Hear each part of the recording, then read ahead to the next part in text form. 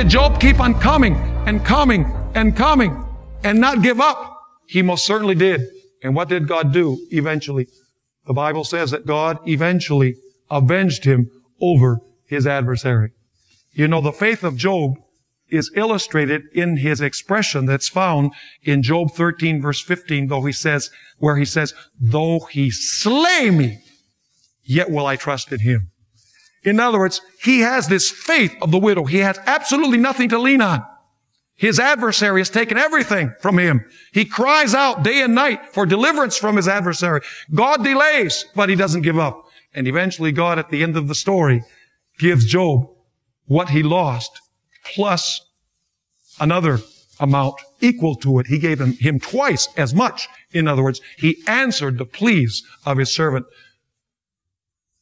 Are God's people going to receive far more than they had on this earth after the period of tribulation? They most certainly are. Because the things in this world really don't count. They don't matter. Because everything is going to burn up, folks. It's only our faith and trust in God that is going to carry us through the period of the tribulation that the Bible speaks of. You know, there's another story in the Old Testament that illustrates this same period. See, we have several. We have the story of Jacob. We have the story of Job.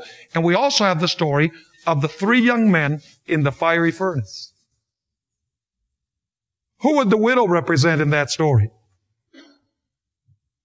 The 3 young men, right? Who would the adversary be? Well, behind the scenes it would be the devil, but who specifically, historically?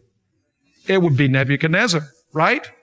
Were these 3 young men of prayer? Did they have that persevering, unshakable, and unbreakable faith in the face of death? They most certainly did. And when they come before King Nebuchadnezzar, Nebuchadnezzar says, don't you know that we can kill you?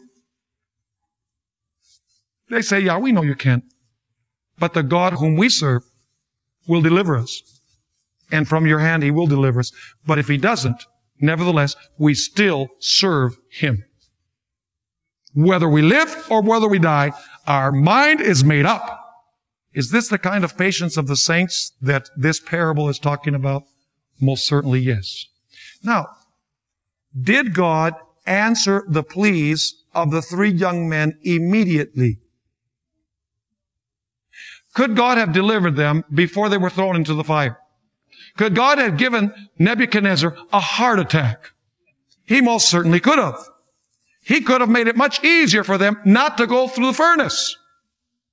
And yet the Bible says that even though they had a close relationship with God and their minds were made up that they were going to be faithful to God no matter what, they had to go through the furnace of fire. Were their pleas finally answered by God? They most certainly were answered, and they were rewarded by God. We have New Testament examples of this period of human history. You remember this woman from Canaan. She wasn't a Jew. And she had a daughter who was severely ill. And so she's following Jesus, and she says, Jesus, please heal my daughter. And you know what Jesus does first? He continues walking and acts like he's not hearing anything. But she continues pursuing. She says, please hear me. My daughter is sick. Please heal my daughter. And then she hears the disciples say, Lord, this is embarrassing. Send her away. I don't know about you. I would have thought twice about leaving at that point.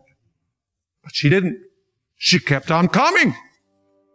And then Jesus says out loud, I'm not sent but to the lost sheep of the house of Israel.